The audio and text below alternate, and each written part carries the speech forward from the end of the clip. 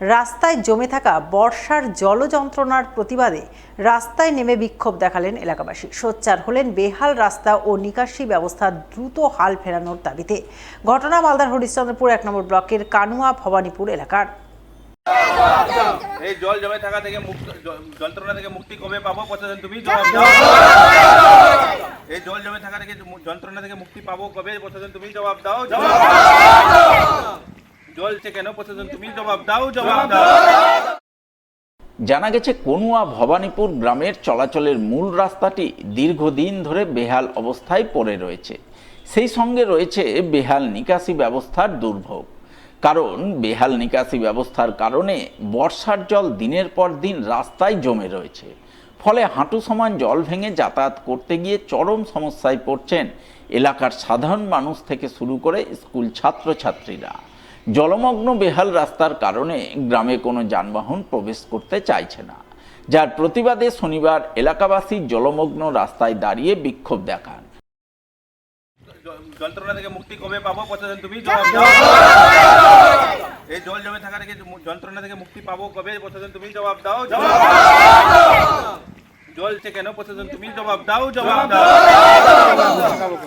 আর যন্ত্রণা থেকে মুক্তি পাবো কবে প্রশাসন, তুমি জবাব দাও। জল কেন প্রশাসন, তুমি জবাব দাও। এই জল জমে থাকা।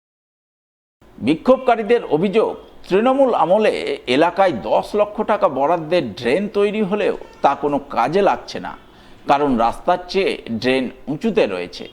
ফলে বৃষ্টির জল দিনের পর দিন রাস্তাতেই জমে রয়েছে। নিকাশির কোনো ব্যবস্থা নেই। বিভিন্ন দল ভোটের সময় তাদের এই যন্ত্রণার হাত থেকে মুক্তি দেওয়ার আশ্বাস দিলেও কেউই সমস্যার সমাধানে এগিয়ে আসেননি, যার প্রতিবাদে আজ তারা রাস্তায় নেমে বিক্ষোভ দেখাচ্ছেন। জলের কারণে বিক্ষোভ করছি। এক হাঁটু জলে যাওয়া আসা করতে পারছি না, কোনো মালটাল ঢুকছে না। ব্যবসায়ী লোক আমরা এই লাইনে সব ডাল নুন রুটি খাচ্ছি, এখানে এই ব্যবসা করে যাচ্ছে, কোনো গাড়ি ঢুকছে না। 10-এর ভাড়া 20 লাগছে এই লাইনে।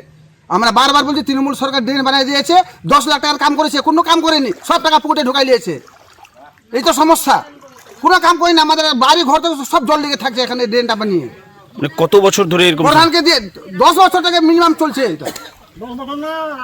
আগে রাস্তা ছিল, এখন সব ড্রেন হয়ে গেছে, ড্রেন করে দিয়েছে, কামের কাম কিছু হয়নি, দেখাশোনাও কিছু হয়নি। এদিকে সিট চুরি, এদিকে বালি চুরি, এই করে তো ড্রেন বানায় চলে গেছে। 10 লাখ টাকার কাম 3 লাখ টাকা করেছে এখানে কামটা। এই তো সমস্যা আছে আমাদের এখানে।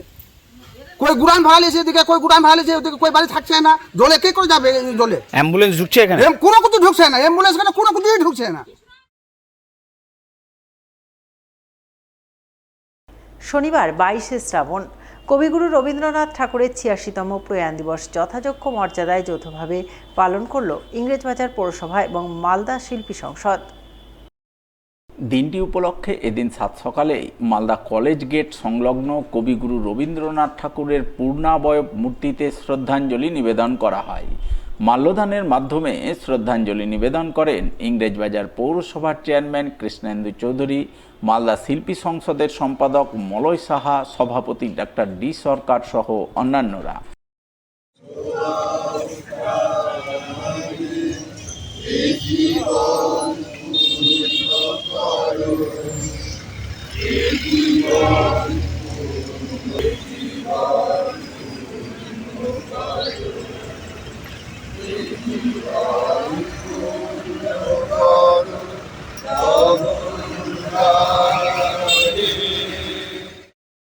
কবিগুরু রবীন্দ্রনাথ ঠাকুর তিনি আস্তে আস্তে বিশ্বকবি, নোবেল পুরস্কার ঘোষিত এবং অনেক কিছুর মধ্যে দিয়ে বড় হয়েছিলেন। আজকে 86তম তার প্রয়াণ দিবস। আমরা এই প্রয়াণ দিবসকে গভীর শ্রদ্ধার সঙ্গে পালন করছি। ইংরেজবাজার পৌরসভা প্রতি বছরই তার এই পূর্ণাঙ্গ মূর্তিতে রবীন্দ্রনাথ ঠাকুরের মহাপ্রয়াণ দিবস আমরা প্রতি বছরই এই সকালে তার যে মূর্তি তাতে আমরা শ্রদ্ধার্ঘ্য নিবেদন করি, পুষ্পার্ঘ্য নিবেদন করি, মাল্যদান করি। মালদা শিল্পী সংসদের পক্ষ থেকে প্রতিবারই আমাদের এই সকালবেলার এই অনুষ্ঠান থাকে।